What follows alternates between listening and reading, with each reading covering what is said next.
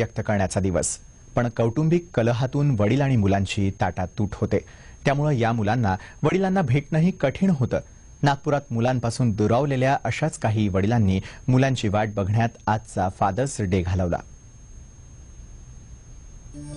Fathers डेच्या दिवशी नागपुरातल्या लेंड्रा पार्क मध्ये बसलेले हे वडील मात्र काहीसे उदास होते।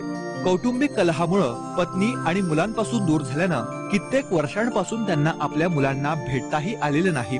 वडिलांच्या या भावना मुलांपर्यंत पोहोचवण्यासाठी क्रिप्स या संघटनेनं पाऊल उचललंय।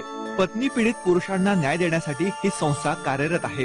संस्थेच्या मदतीने या वडिलांनी त्यांच्या भावना व्यक्त केल्यात। माझ्या मुलाचा जन्म झाला तेव्हापासून तो फक्त 3 महिने तो माझ्याकडे होता।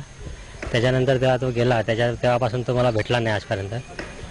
तर आज फादर डेच्या दिवशी तरी तो भेटायला पाहिजे होता असे तरी मला वाटतं। वर्षानुवर्ष मुलांच्या भेटीसाठी आसुसलेले हे 5000 वडील नागपुरात आहेत। क्रिप्स संघटनेच्या माहितीनुसार देशभरात 65,000 वडील मुलांपासून दुरावलेले आहेत।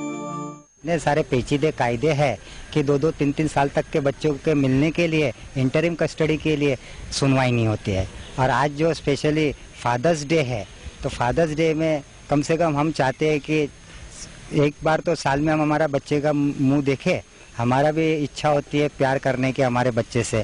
फादर्स डे के दिन बच्चों को कम से कम दोनों माता पिता का दोनों का प्यार मिलना चाहिए और दोनों की परवरिश होने से बच्चे जो है वेल ग्रोन अप होते हैं। कुटुंबात वडिलांची भूमिका अनुशासकाची असते।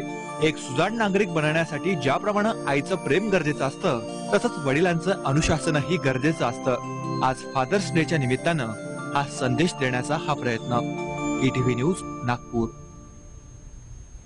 आता पाहूयात आषाढी वारी